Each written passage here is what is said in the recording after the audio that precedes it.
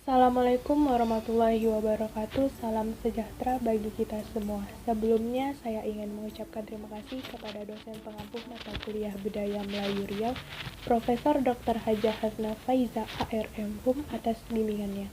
Dan terima kasih kepada teman-teman sekalian.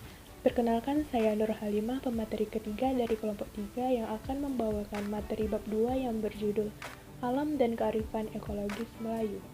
Masuk materi yang pertama, yaitu kearifan Melayu dalam memanfaatkan alam lingkungan. Ini dibagi lagi menjadi beberapa bagian. Yang pertama, pembagian ruang. Terbagi lagi menjadi 5 lanskap. Yang pertama, tanah kampung untuk tempat pemukiman dan pemakaman. Yang kedua, tanah dusun untuk kebun dan tanaman keras atau pohon yang hidup lebih dari 1 tahun. Yang ketiga, tanah peladangan untuk menanam ladang padi, ubi kayu, dan tanaman semusim lainnya. Yang keempat, wilayah pencadangan, area yang dicadangkan untuk keperluan di masa depan.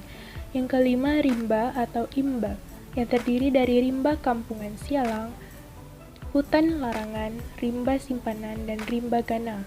Ini dianggap masyarakat sebagai pusat keseimbangan yang menghubungkan antara alam bawah dengan alam atas, di mana manusia terhubung dengan leluhurnya. Yang kedua, ada teknik berladang. Yang pertama, membuka hutan. Membuka hutan dilakukan secara bergotong royong, niat saling membantu dan memberi terwujud pula dalam upacara membuka hutan. Misalnya dalam memperoleh bibit tanaman yang akan didiskusikan untuk ditanam nanti. Yang kedua, menebas semak-semak. Hal ini dilakukan agar kayu-kayu dan semak-semak mati dan mengering. Yang ketiga, menebang kayu. Proses menebang dilakukan dengan cara bersama-sama oleh kaum lelaki. Biasanya menebang harus diselesaikan dalam waktu seminggu agar kering merata saat proses pembakaran. Yang keempat, menutuh sebagai upaya untuk mengurangi ketinggian api saat membakar ladang. Yang kelima, melandang atau disebut juga dengan membersihkan kayu-kayuan atau dedaunan yang ada di tepi ladang atau di sisi hutan. Yang keenam, membakar.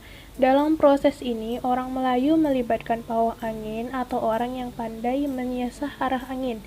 Yang ketujuh, memerun. Adalah pekerjaan mengumpulkan sisa pembakaran yang masih berserakan.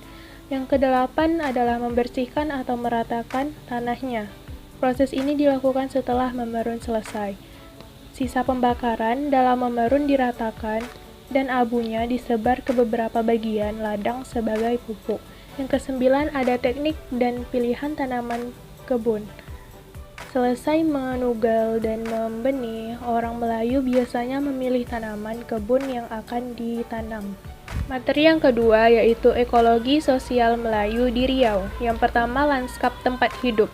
Tempat hidup orang Melayu terbagi menjadi 3 lanskap sosial. Yang pertama, pedalaman atau biasa kita sebut hulu, yaitu kawasan yang dihuni oleh kelompok kecil dalam ikatan kekerabatan yang ketat. Yang kedua, kampung, yaitu kawasan yang dihuni oleh gabungan berbagai kelompok yang saling berinteraksi. Yang ketiga, bandar, yaitu kawasan yang secara sosial bercampur. Yang kedua, sungai pada alam Melayu. Sungai pada alam Melayu ini terbagi lagi menjadi beberapa bagian. Yang pertama, ada hulu. Makna hulu bertentangan dengan hilir yang bermakna ujung sungai.